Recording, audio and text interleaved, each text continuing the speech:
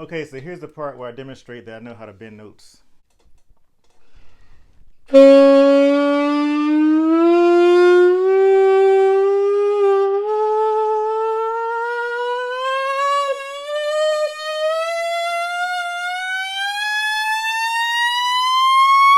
When you bend a note, don't just think about like going from one place and getting to the next place. He said, think about everything on the way there. Like think about the whole journey. Like there's a statement and things to be said and explored as you're rising up to the note, or as you're dropping down from the note. There's like a passage there. It's not just like, oh, let me get there. What's the point of seeing a movie? It's almost as if you're just fast forwarding to the end or something like that.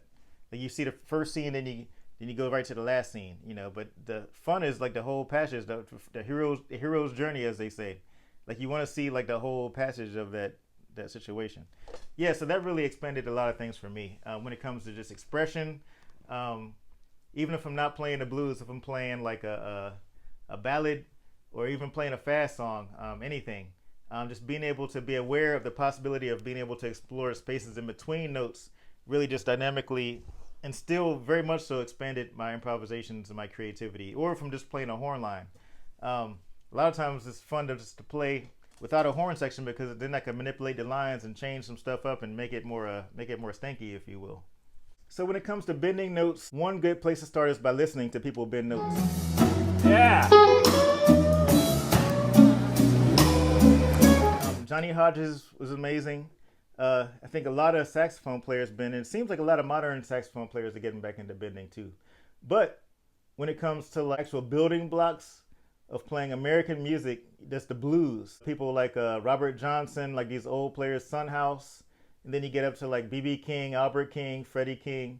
I'm sure I'm skipping tons of many great people, but this video is only but so long. Stevie Ray Vaughan, Eric Gales, Joe Bonamassa. I recommend checking out some blues guitar players to hear really awesome, soulful ways to bend notes.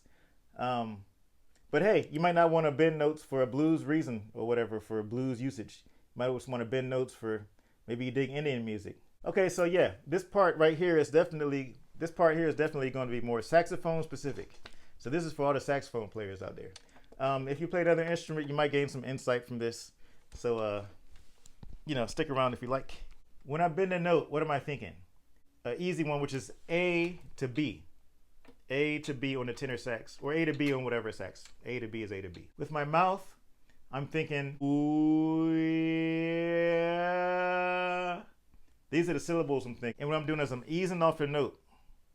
So I'm playing an A, and I gradually lift the A real slow until it goes up to the B. So allow me to demonstrate.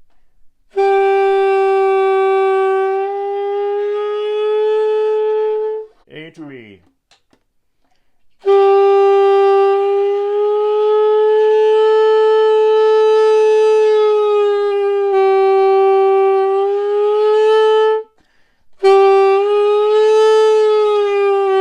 So what I'm doing is I'm thinking, oh yeah, oh yeah. That for me, I try to be like a storyteller, so I try to make everything that I play kind of transcend the saxophone. I try to really find that real human element in everything that I play. So that's what I'm thinking about when I'm bending notes. There's the same principle with every note. Let's see, I'll bend from G to A, and I'm thinking, ooh yeah, ooh, yeah.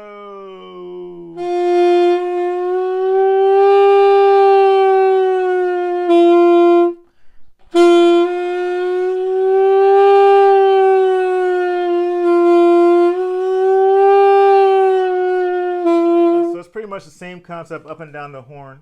There are some notes that are difficult. Let's see, E to F sharp isn't that bad. Anything that you can go like this is pretty straightforward.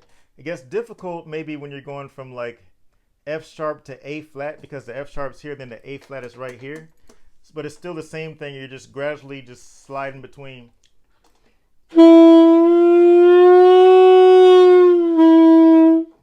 So part of it is the actual key, then part of it is my mouth making that syllable. So it's going, oh yeah, oh what's happening is the O is more full, open O, then E, the I, E is closed, and then I. So it's like, oh yeah. So yeah, if I'm playing a lot of descending bends, it's like ew, ew. Or if I'm playing a lot of ascending bends, it's oh yeah, oh yeah.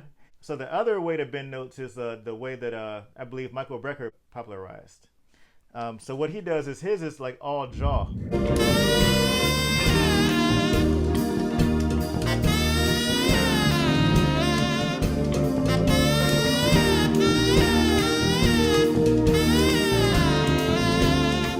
So what he'll do is he'll play like say an A.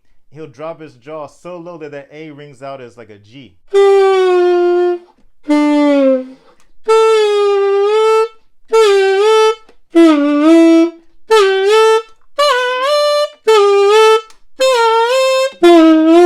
Yeah, so this is something that you can also use to incorporate. I incorporate it whenever I do descending lines because it helps my my lines kind of blend down a little easier.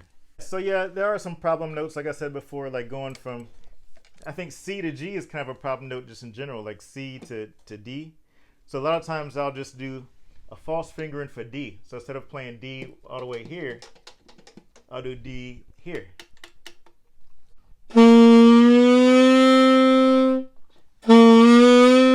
Anyway, that's simple, you know. I just try to keep it simple.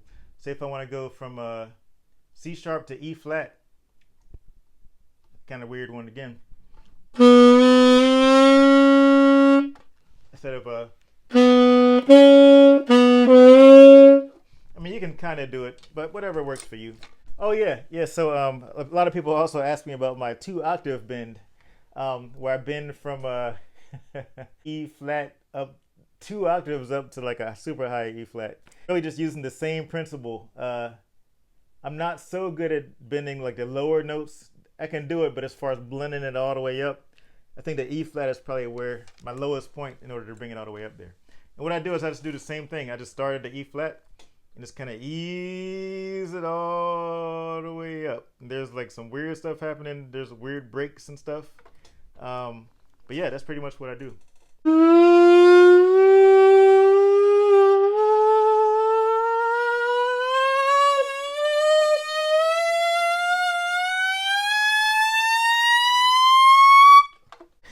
It's kind of weird. I don't know if you can see the fear in my eyes. It's like, please let this thing work.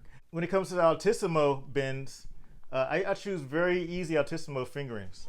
So just to kind of give it a fast rundown, my F sharp is well, I have the built-in F sharp.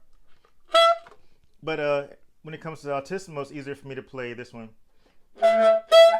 which is let's see, this is B, G, and then F. Then my B is only here. My A flat, my A is here. So my A flat is at this. Then my B flat is open. My B is just like this side key here. C, other key here.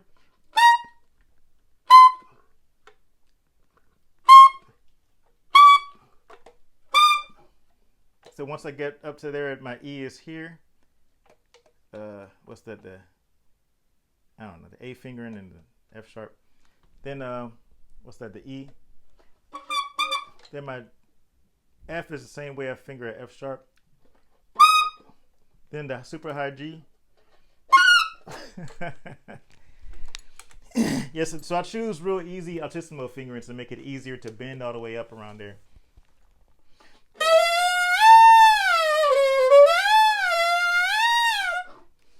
Okay, so this has been my quintessential bending video. This will be the video that I send to cats when they're like, hey, how do you bend notes and stuff? I'll send you this video, and then feel free to ask me anything you like in the comments, any questions about anything. I'm more than happy. I mean, I don't try to hoard information. I mean, people are real generous with me, so I try to be real generous as well. So any questions, feel free to ask, or any comments or things you'd like to see. All these good things, feel free to share. And yeah, if you like this stuff, feel free to subscribe. Appreciate your time. Thanks for hanging out with your boy, and holler at you next time.